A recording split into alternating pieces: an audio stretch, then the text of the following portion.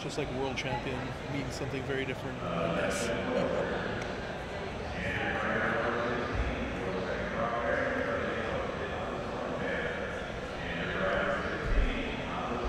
And hello, everybody.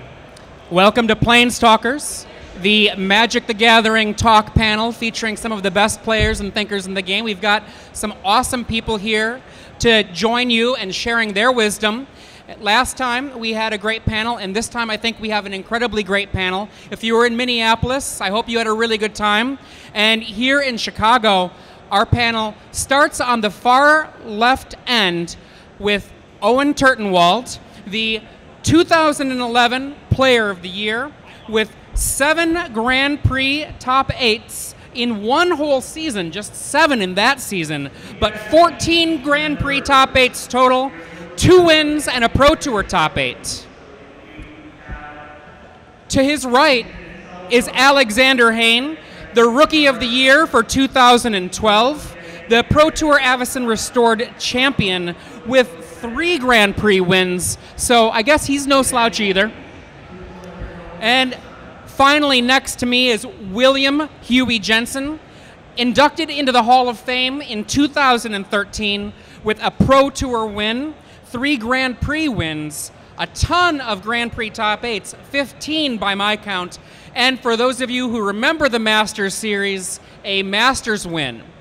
I'm Adrian Sullivan. I'm your host here for Planestalkers, and what we're going to be doing is we're going to be having, I think, a fun conversation about Standard, about Magic, and basically, if you're like me, you like to win at Magic.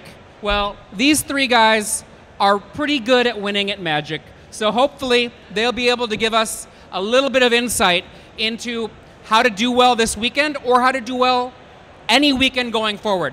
So if you could, just give a round of applause to our panel here.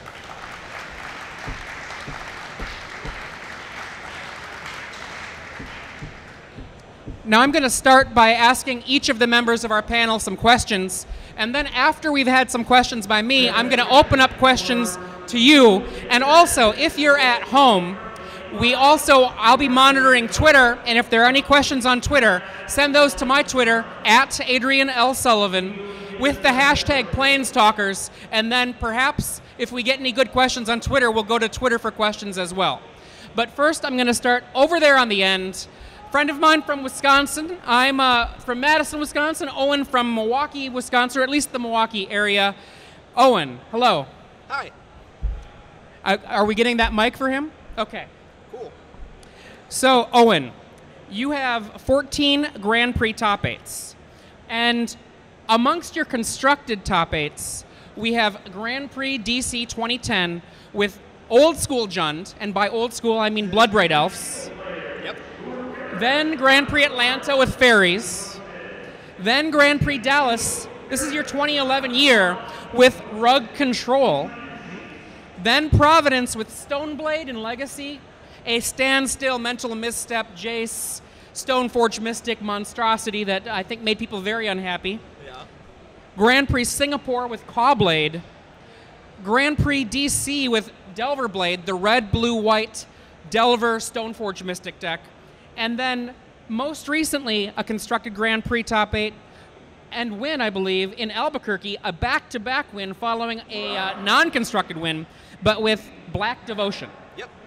So, one of my first questions is, Jund, Fairies, Rug Control, Stoneblade, Cawblade, Black Devotion, one of those things seems a little bit different than the others, and that's Rug Control. So, it seems like one of the things you usually do is find a good archetype and then make it as good as possible.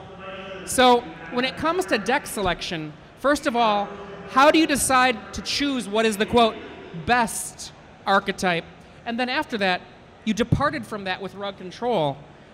How did that happen? Well, Rug is similar to a lot of those decks in that, just like Cawblade, it has Jace the Mind Sculptor in it, which is great. I mean, it's not hard to win when you have Jace the Mind Sculptor in your deck. You just draw it and win. Rug Control's not actually all that different. Owen, a little bit closer, I think.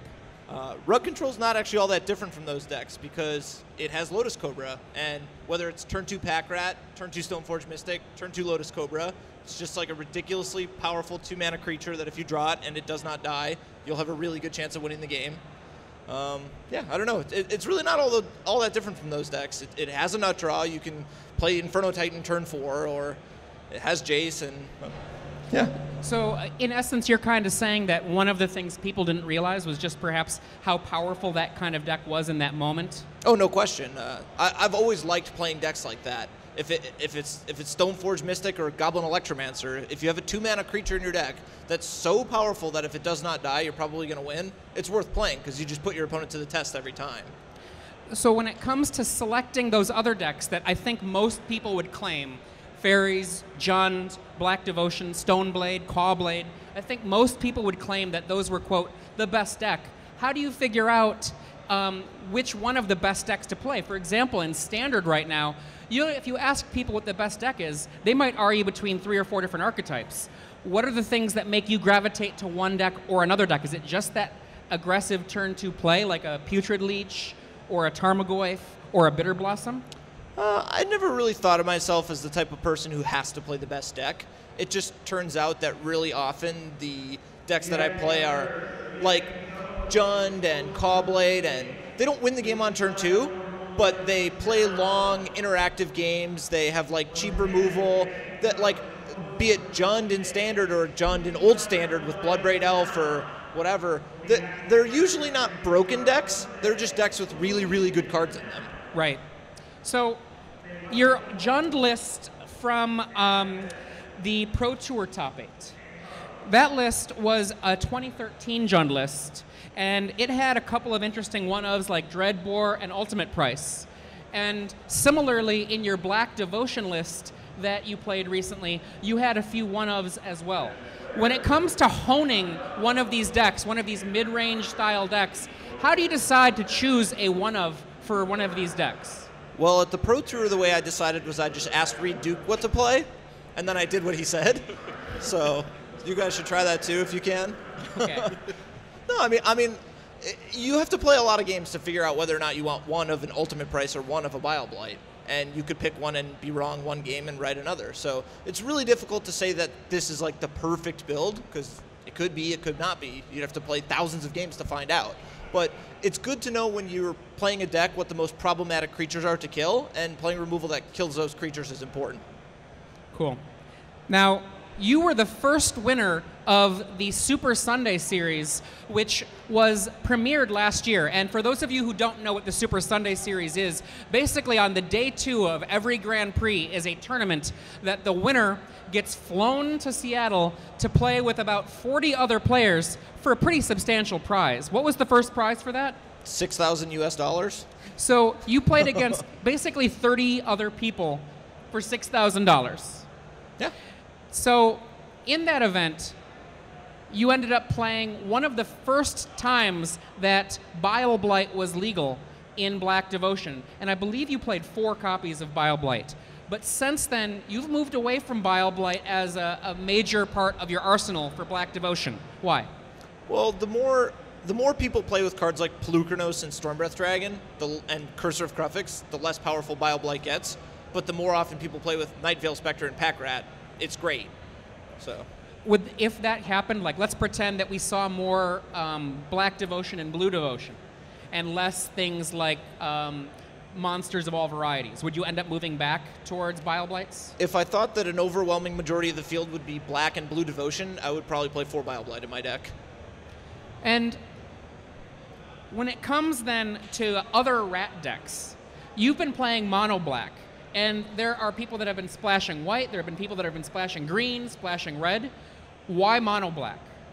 I don't know, it's tough to say, because if you think that everyone will be playing mono black, it's great to put Blood Baron in your deck. It has pro black, and it's going to win the game really often when you play it.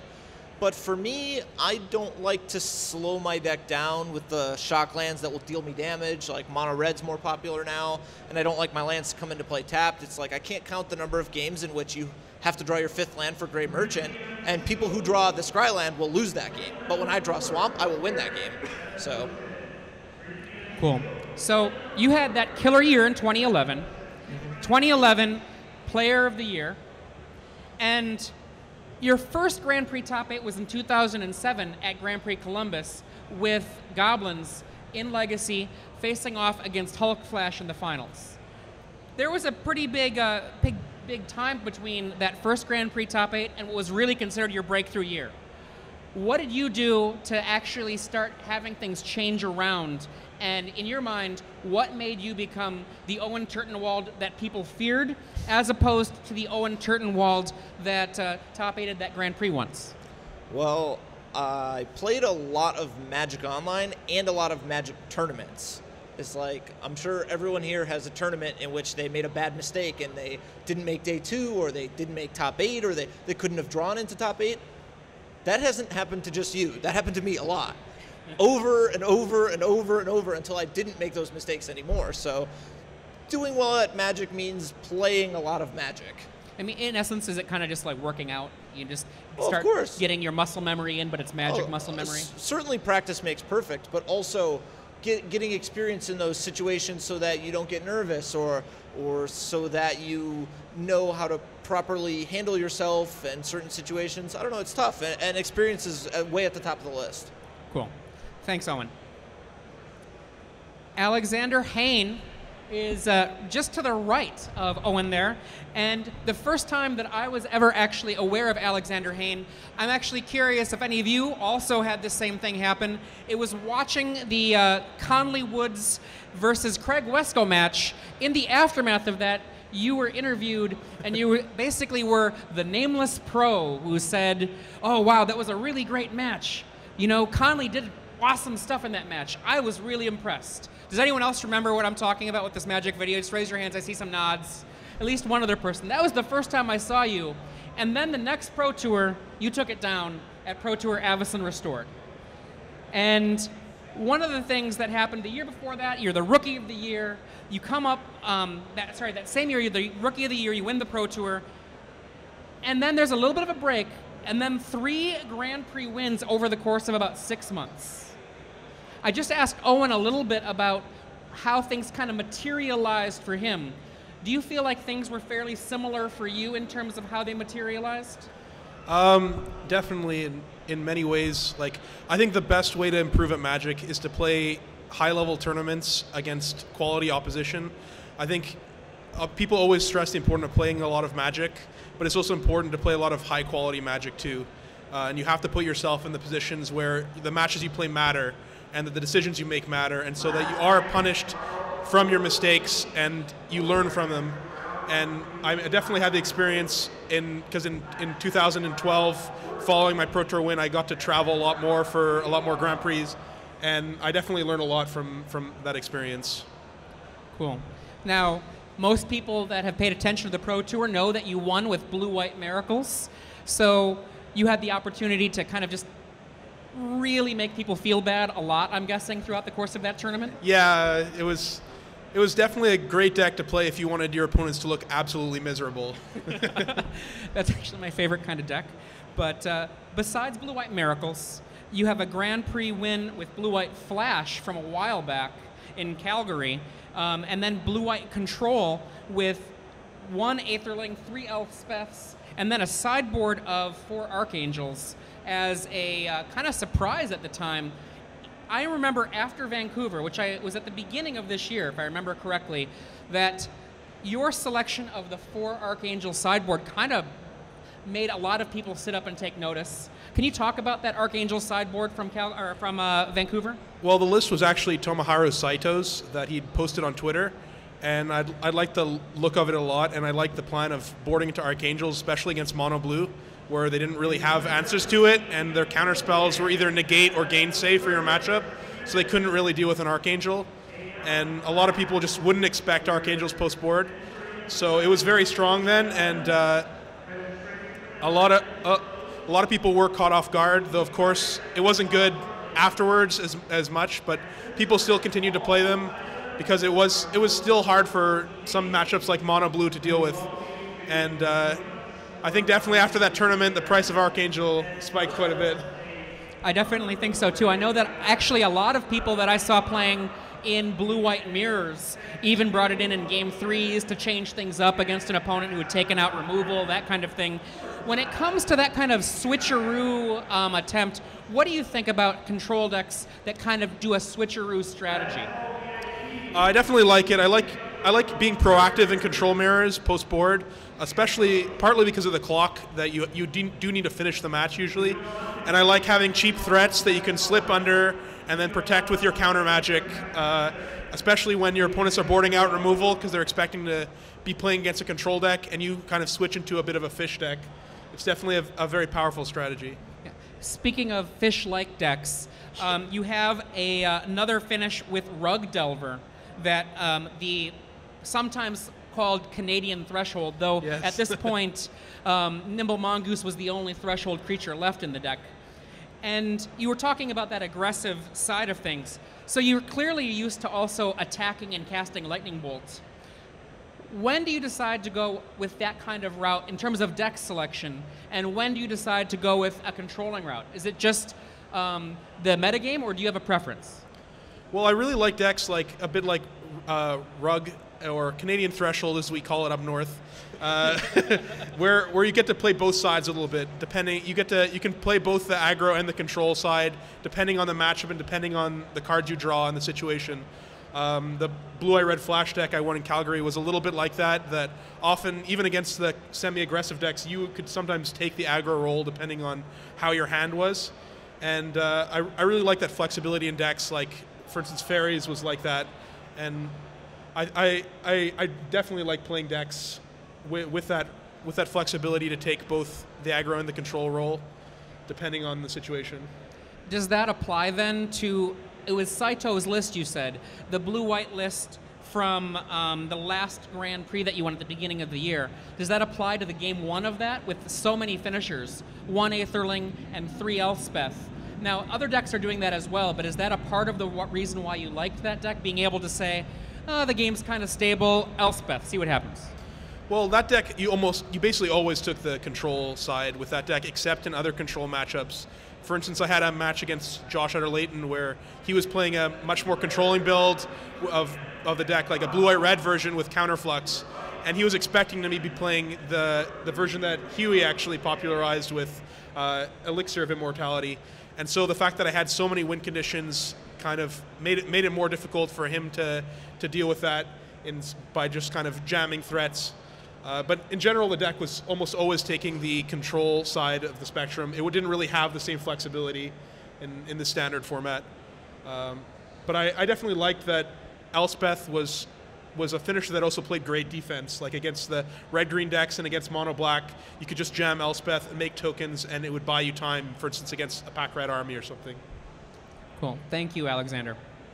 And next, we have William Huey Jensen.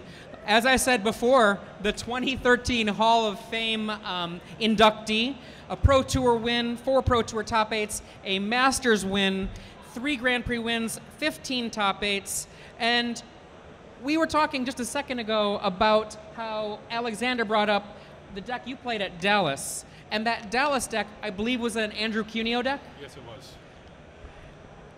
And so we have this Andrew Cuneo deck, which basically had very few finishers, and you got second at Grand Prix Dallas, the strength of Elixir letting you recycle your deck again and again and again and again.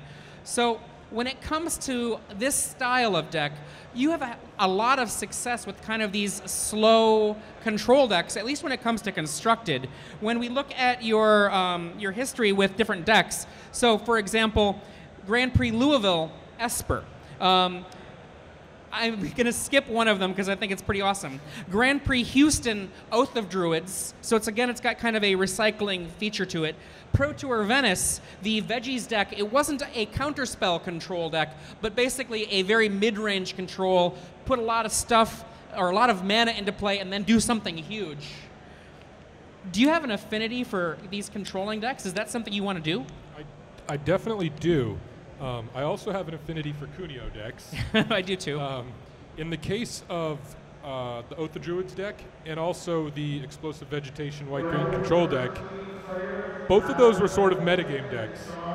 Those were control decks that were just designed to beat the decks that were going to be popular at those tournaments. The White-Green deck was built by Brian Kibler and Eric Froelich, And the Oath deck, I think I actually built the Oath deck, believe it or not. That was when Miracle Grow was really popular. Yeah, I remember that deck very well. Yeah. Everybody was just trying to beat you with Quarian Dryad or whatever, and didn't fare well against Disrupts and Oath of Druids. So, with the deck that I didn't bring up was Battle of Wits. You're one of the first people that I've ever heard of that has had actual Grand Prix success with Battle of Wits.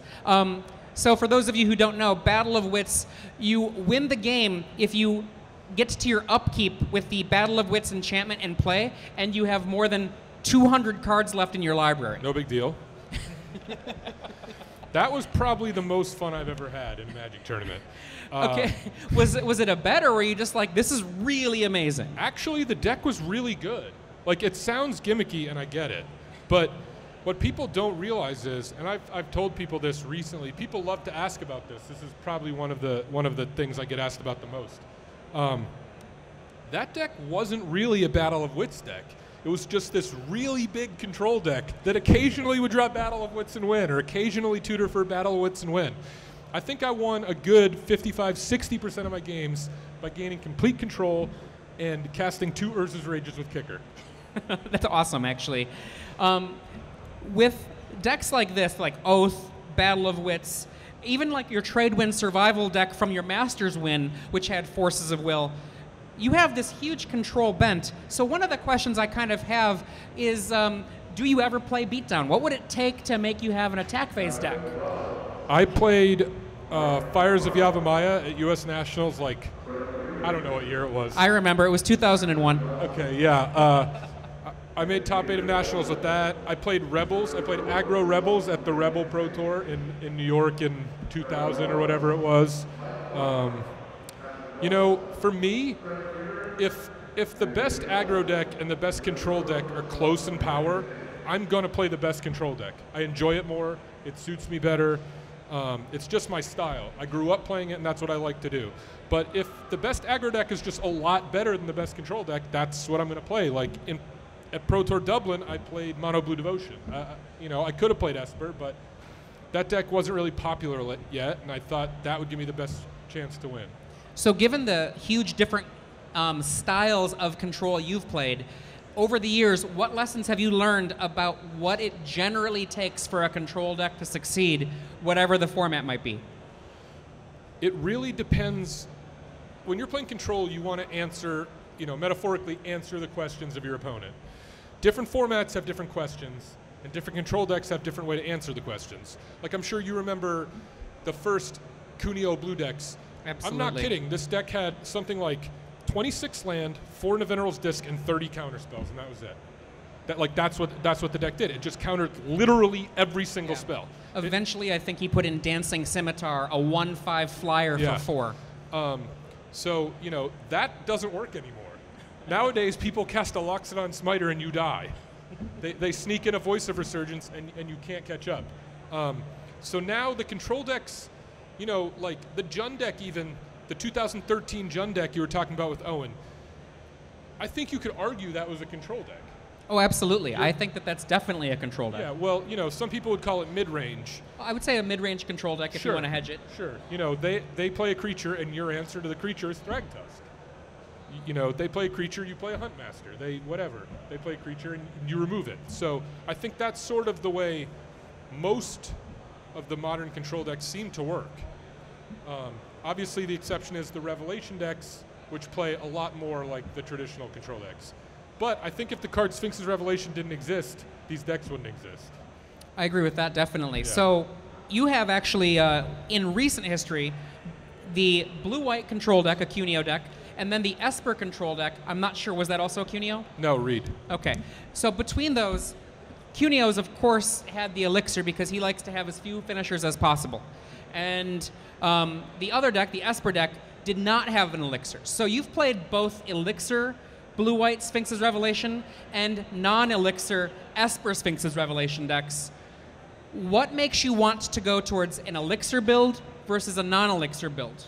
Well, one thing in particular in Dallas when I played the Elixir build, it was the week after Albuquerque or 2 weeks after Albuquerque where Owen won with Mono Black. I played mono black in that tournament too, and Cuneo played the Elixir deck, and I would finish my match before him every round, of course, because he's trying to win by shuffling his deck over and over, and I was so jealous.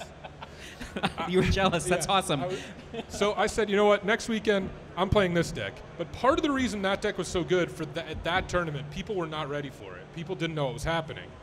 People didn't realize that the only way I could win was with one Elspeth, or if they thought seized me and took Elixir, it was like almost impossible for me to win the game. They just thought it was like some cute card in my deck. After that, the deck got a little bit worse after people got ready for it. So there are definitely advantages. Like one problem a deck has, like maybe Alex's deck with 3 Elspeths and an Aetherling. If you play against an aggressive deck and you draw more than one of those cards early in the game, that's a huge problem. You have to fight to stabilize with a 5-card hand, more or less. Where the Elixir deck, even drawing Elixir against like a red aggro deck isn't that bad. The 5 life matters. So not sort of cluttering up your deck gives you more room to do other things. So before I ask a question more for everyone, I guess I have a question then for both you and Alexander. So Alexander, Huey was just saying about how he felt about Elixir versus non-Elixir. What are your feelings about it? Obviously you had success without using Elixir, but how do you feel about that in general as a question? Well, I definitely agree with Huey that the problem with having a bunch of 6-drop finishers in your deck is the fact that you will draw them early, and when you need to draw answers to deal with their threats, when with the Elixir build you can just answer until you finally have a big Sphinx's Revelation, and you don't need to worry about winning the game, you just have to worry about not losing it. However, I find the way the standard format is right now, there's only a certain number of cards that are actually like the best answers. For instance, Supreme Verdict. It's not like you can run 6 Supreme Verdicts instead of your Elspeths. So to deal with the aggro decks, normally like a Verdict is what you're going to need to have, or Last Breath or something. And those cards, you're already going to be running the same number in both builds. It's usually more like card draw and stuff that you have to play in the Elixir builds. Like you have to play Divination, which is not my favorite card to play in the current format.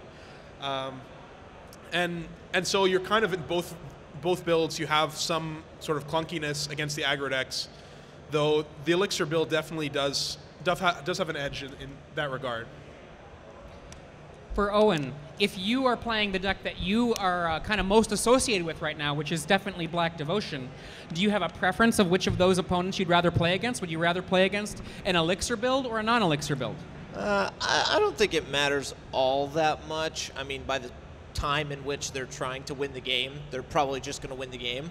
But just to touch on playing Elixir versus not playing Elixir, sometimes when your answers are so good and your card draw is great, you just show your opponent you have Elixir in your deck, and they can never win. Like, you continue to cycle your deck until you're like, all right, my hand is 2 Revelations, 2 Dissolves, and 3 Verdicts. You can never function properly no matter how many cards you draw, as opposed to sometimes you play Elspeth, I Hero's Downfall it, I Bioblight the tokens, now you don't have a win condition anymore until you draw another one. And playing Elixir means you have to play less win conditions, means you get to put more cards in your deck that actually will prolong the game until you draw more cards. So it kind of sounds almost like you'd prefer to play against a non-Elixir build. It's really close. I mean, it's hard to tell. I mean, honestly, I don't know. Okay. It's so close that if one's better for me, it's better by so little that it's not going to matter. Okay. So one of the things that we don't really have particularly represented on this on the panel is anyone that's especially associated with red decks for our players here. But last week, if you've been paying attention to the various different results from tournaments, there was a big week for red when it came to Standard. Grand Prix Moscow won by Byrne. The SCG Invitational won by Tom Ross, playing what has been called Boss Sly, and it's pretty boss. And then the SCG Open in Columbus that same weekend won by another red aggro deck. So for each of you, how do you feel about this red insurgence that's happened last week? How do you think it will affect the Grand Prix? Owen, go ahead. Oh, I'm not sure exactly how it will affect the Grand Prix, but it seems like mono red in Standard, or which has always been the case in all standard formats. Mono red is generally terrible until it's good. Like, people will play it and they will lose, and then they lose so much that people stop taking the red cards out of their sideboard, and then red gets played and then it wins because people are not prepared for it. It's kind of like the dredge that exists that will win when you're not prepared for it, but will not win when people are prepared for it. So if people are prepared for it, it probably won't do great. If people continue to ignore it, it'll probably continue to succeed. Alexander? I basically agree with Owen that the red decks are really good when people aren't prepared for them as much. And I think this week, after Red's dominance last week, people are going to be much more prepared. And while more people will be playing red decks because of their success, more people will also have the tools to defeat them. And so I think red's probably not that great a choice for this weekend. Huey? I actually think it's going to affect the Grand Prix a lot. I expect to see both a lot of red and a lot of anti-red cards this weekend. I'm not so sure that it isn't a good choice, though.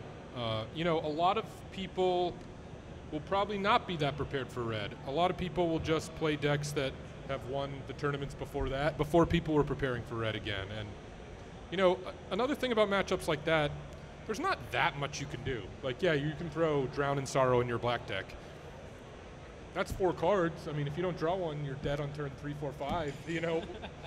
I think those decks are always sort of there. They're hovering.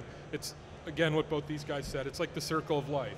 Red comes out. Everybody always thinks mono red is the deck to beat. Somebody plays it at a tournament and does well.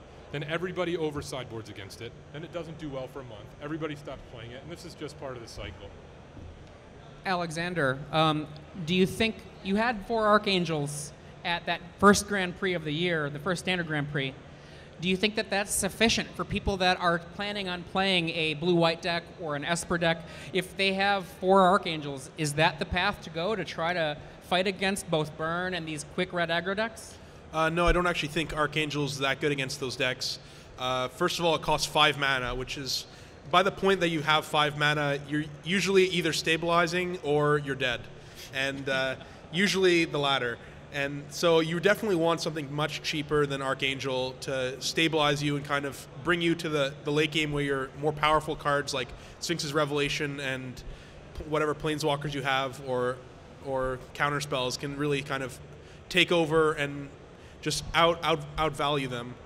So I would recommend something more like Nyx Fleece Ram or Fiendslayer Paladin as your anti-red card of choice. Even against like the Tom Ross build, something like Ratchet Bomb that's a cheap way to deal with their creatures is something that I'd recommend rather than a 5 mana answer that, you know, will probably gain you some life, but against the burn decks will get killed with a War Leader's Helix or a Chain to the Rocks, and against the red decks will probably trade for a Rumble Belt Malka or something.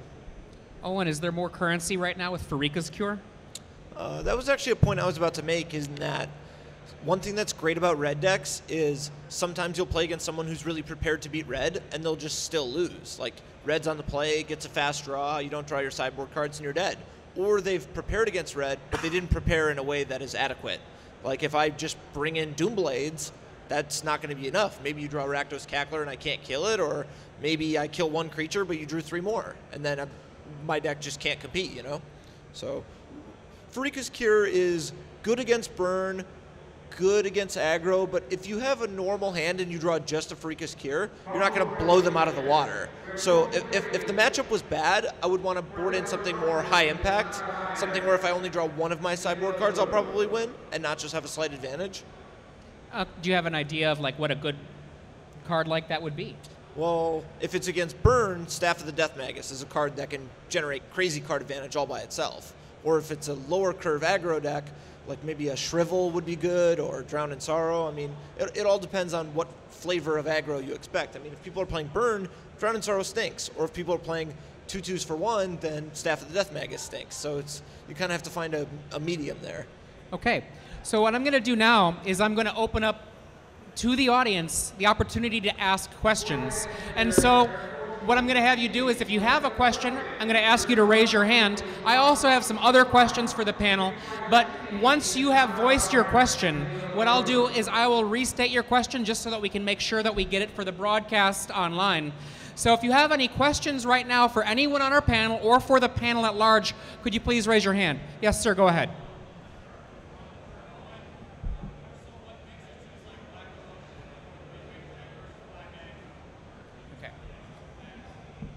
Okay, so the question is, what makes the difference between Black Devotion and Black Aggro, and was there more to the question as well? Okay, what makes it more of a mid-range deck? What makes it the aggro deck? No. I think it's why does Owen choose the mid-range deck yeah. over the aggro deck? Yeah. Thank you, I couldn't quite hear him. That's a good question. Black aggro is definitely my style, and if it was one of the best decks, I would be thrilled to play it in a heartbeat. I mean, Rakdos Cackler, Tormented Hero, Gnarled Scarhide are all super powerful cards, but it just seemed like to me it didn't pack a punch like the red aggro deck does. Like with Crone Crusader and Dragon Mantle, you can kind of combo off, where with the black aggro deck, you either have a really fast draw or you don't. There's not a whole lot of synergy. There's no real way to get card advantage. And I also didn't like that I would fall into random splash hate. Like if you play against a Black Devotion deck, they might just have Dark Betrayal in their sideboard, which is a card that they put in their deck for the mirror match, but then they play against you, and it's just great.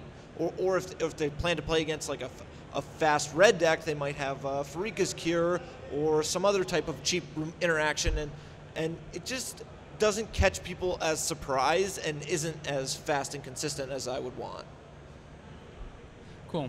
And more questions from the audience. Just please raise your hand and then speak up, and we'll use that. Does anyone else have a question then for our panel? Please raise your hand. Go ahead. Louder.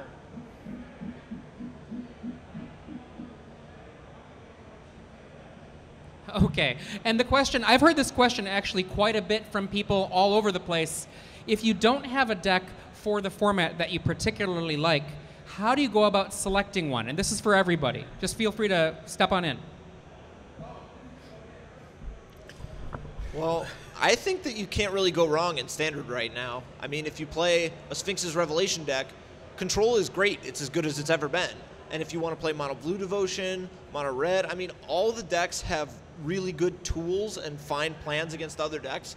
Just I would pick whichever deck fits your play style, you have the most fun playing, and just pick a deck in advance and just play it against everything that you expect and just get practice in. And being sufficiently skilled with any one deck, even if it's a worse choice than a different deck, you're going to perform better with it over the course of the tournament, in my opinion.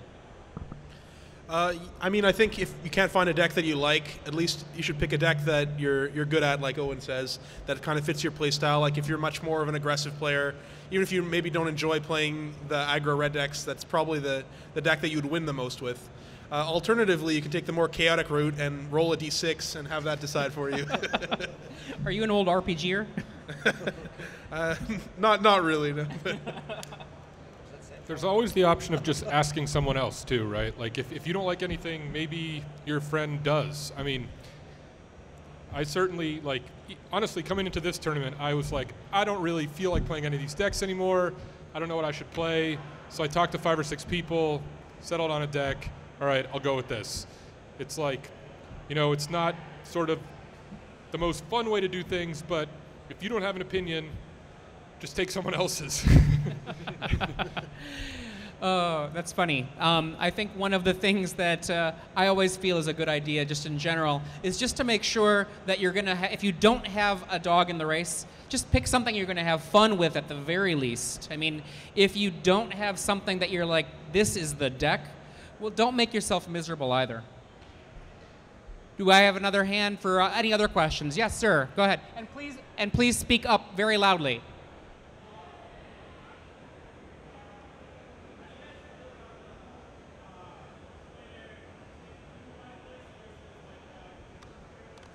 Okay, and the question is, how do the panel feel about the planar cleansing versions of Sphinx's Revelation decks versus the Detention Sphere versions of Sphinx's Revelation decks? Obviously, it's hard to play Detention Sphere and planar cleansing in the same deck. Yeah, I actually played the planar cleansing list last weekend, the same deck as Reed, and I did not like it. I felt like the planar cleansings were too clunky, and it was a little too cute, trying to get around like Abrupt Decay or whatever, trying to be good against Jund monsters. I don't think it was worth it, and I lost a lot of games with planar cleansing in my hand. I lost several games to Erebos, where I wish I had more to draw to deal with it instead of just a couple of deicides.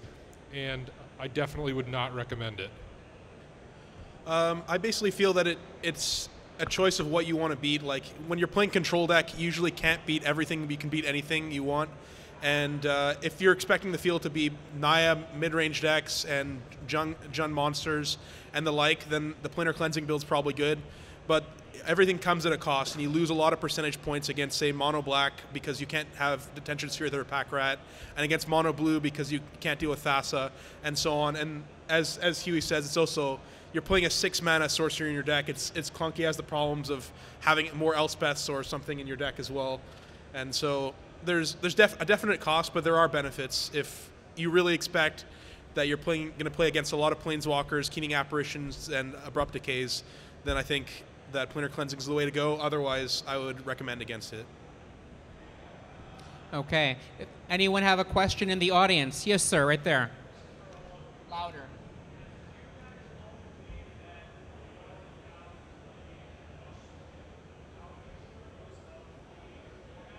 Can you start again and be louder? I can repeat it. I heard. Is that the whole question? Okay.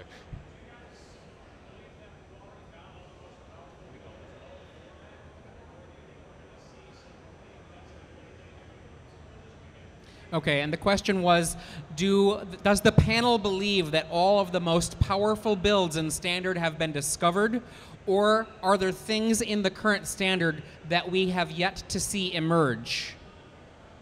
I actually am of the opinion that more or less it has been discovered. I think so much Magic gets played, and so much of the information is public, coupled with the fact that like Journey into Nyx or maybe even Born of the Gods just didn't really add that much.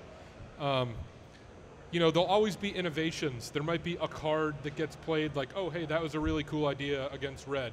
But I highly doubt we're going to see, you know, a white-blue-red aggro deck this weekend that, like, breaks the mold and everybody starts playing for the next month. Yeah, I'm mostly in agreement with Huey. I think almost all of the decks in the format have already been discovered because people are just always exploring, and the last sets haven't really added much. If there is a new deck, it's going to involve some Journey to Nyx cards, like perhaps some of the Constellation cards or something along those lines. But I think most of what exists in Standard has already been found. Yeah, I don't think that any deck in the top 8 of this tournament will be a complete surprise. There may be a card that is surprising to see, but there will be no strategy that had not been thought up before. Okay, thank you, guys. Another question from the audience. You, sir, there.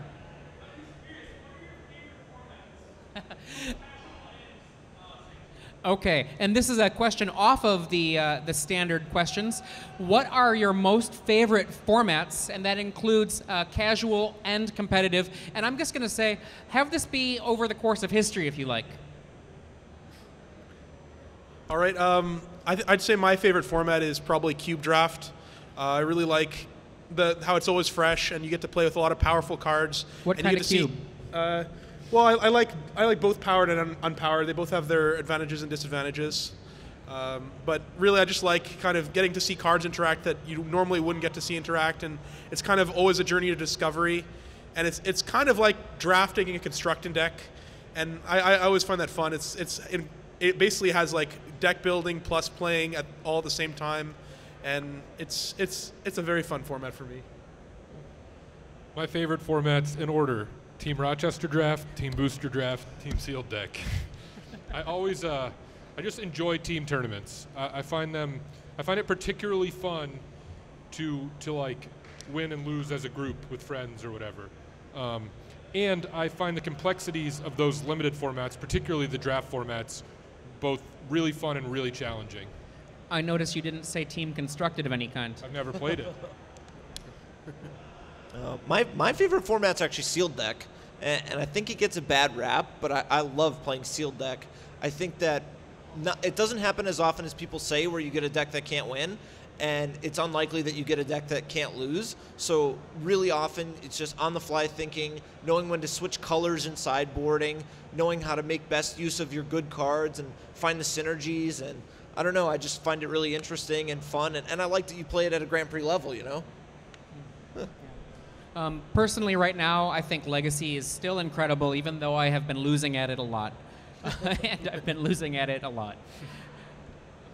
Do I have any other questions from the audience? Please feel free to raise your hand. It's all good.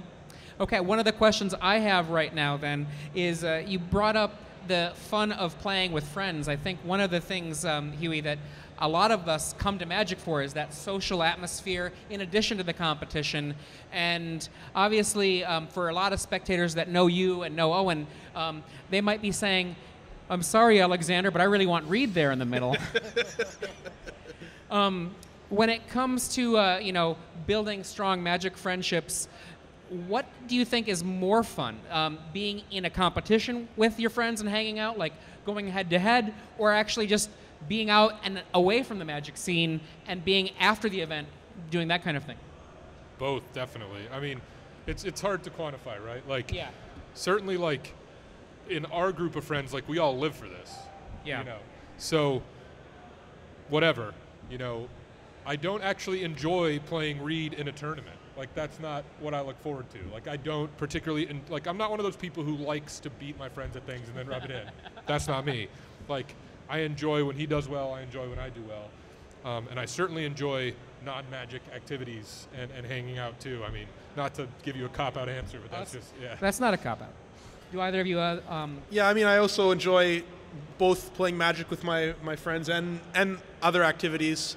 Certainly, I have a friendship with people where there's a bit of competition sometimes, and there's certainly, if you get to beat one of your friends in the tournament, you get a bit of bragging rights. For instance, my good friend in the audience, John Stern, who's Huey's nemesis. Yeah. It was definitely quite satisfying getting to beat him in the top 4 of GP Vancouver. Must be nice. But of course, you'd always rather not play against a friend. But it's just the people you meet are great, and it's whether you're playing Magic against them or just hanging out, having dinner, and talking. It's one of the real draws to the game. Well, most of my friends I've actually met through Magic, and so when I get to see them, it's usually before a tournament, and so I almost exclusively see them in a tournament atmosphere where we're either preparing for a tournament or playing at a tournament, and that's fine because we're all goal-oriented people who want to do well in the tournament. So it's fun to prepare, and because we all want to try to do well and do our best, but also after the tournament, it's also fun just relaxing and not having the stress of a tournament coming up and how you're going to perform and etc. So it's good, both. So this is a very quick question that's kind of on this little fun level. The idea of the Magic nemesis. I'm going to wait for that.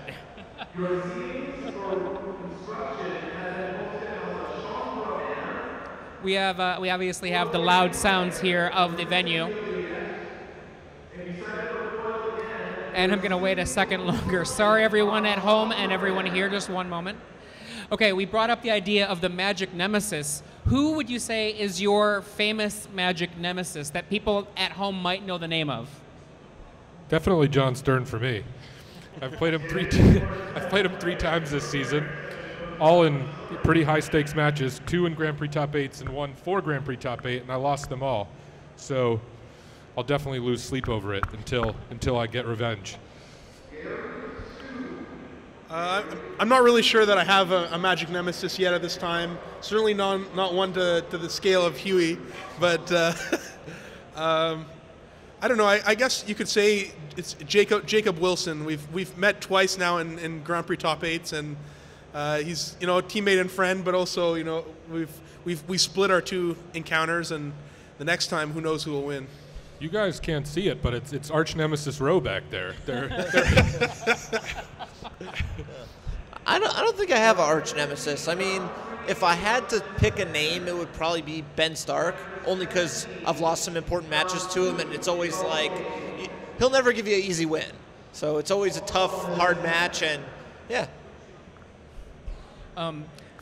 It's been a while since I've actually been doing all that well in Magic at this level. But for me, so that's why mine would be an old name, Kyle Rose, who just seems to have my number. And you're nodding your head. You remember many games with Kyle. Well, Kyle and I were good friends. Kyle beat me in my first Pro Tour top 8.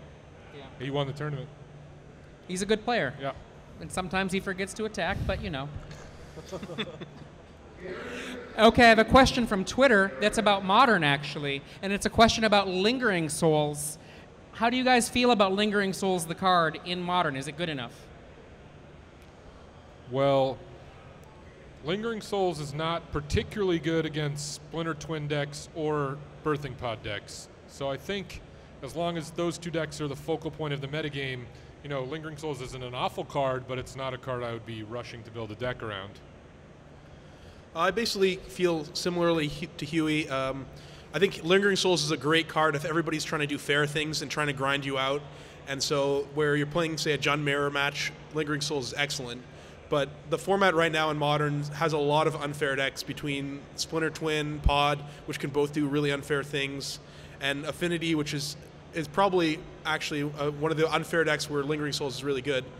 But there's also decks like Storm, and people are just doing such powerful things that I don't think you can really afford to main deck Lingering Souls right now, unless you're really expecting a certain metagame. Yeah, they nailed it. Lingering Souls is, on its surface, not a very powerful card. At its best, it makes a 1/1 creature, which is not very good, but its power is contextual. If your opponent is trying to kill you on the second or third turn of the game, a 1/1's not going to help you. But if some of your opponent's best cards are Liliana and Terminate, it's going to draw 4 cards, which is very good. So going back to Modern, I remember hearing a little bit before this, you were talking about M15 and what M15 would have to change Standard up. Each of you in turn, Owen, what do you think would need to happen in a new card to make Standard get changed a significant way in M15? What kind of thing? Well, the core sets have historically had really good cards for Standard, right? Whether it's like Titans or Scavenging Ooze, or every single time a core set comes out, there seems to be 1 or 2 or 3 cards that are really, really good and see play. So it wouldn't surprise me if there was a couple cards in M15 that would change Standard. I think while I agree with Owen that there are a lot of powerful cards for Standard in the core sets, I found that generally they haven't really changed the format that much. They've mostly gone into existing decks and kind of made some decks better and some decks worse. I think for the format to actually get shaken up, that they would have to introduce some lands so that the mana fixing available in Standard would be different. Because right now we're seeing a lot of monocolor decks or decks with like 1 splash, and if you could have a more variety of colors than Ravnica cards, instead of just using the hybrid cards, we could use some of the other gold cards, and there may be some other decks would arise. There's definitely a lot of merit to what Alex is saying, given that we have a block that rewards playing 1 color and bad mana fixing. You know, if you're already incentivized to play 1 color to make your cards better, and you can't play 2 anyway, like, why even try? Right. So I guess that's one way. They could, I guess, make some cycle of cards that sort of disincentivized playing 1 color. Like, I don't know exactly how this would work. That's why I don't work in R&D, but right. Yeah, I don't know. Just make really good cards, Thragtusk and... So you're advocating for another Thragtusk? Sure. Thragtusk was fun. So coming back to Standard in the now, you all have been playing a fair amount of tournament Magic, which at times has been Standard as well. What are the things that you have seen most often that your opponents, who aren't necessarily pros, make mistakes doing against you, whether it's in a strategy or in their technical play or what have you? And feel free just to speak up if you've got a thought on this. It's a stumper. I think one of the things that I notice is sequencing. That people often screw up their sequencing. They'll do things in the wrong order, or do things too early or too late. Like, people will play Thoughtseize when they draw it instead of saving it for when they need to resolve an important threat. People will play their Scrylands when they don't really know what they want, and when they could play it on a later turn instead of when they would maybe have more information. Stuff like that, or making sure to get the most information possible before having to make decisions. Any other thoughts from you, Owen or Huey? I think one of the most common mistakes is sideboarding. I think people don't really think too hard about how their opponent will sideboard, or if they're going to have too few creatures in their deck or too few removal spells, and then a really common situation will come up and they'll just be unprepared. So I think I don't know. It's kind of the affinity error in Modern where they stop becoming affinity anymore because they sideboard too much, that kind of thing. Oh, certainly. Diluting your deck too much is a very real thing.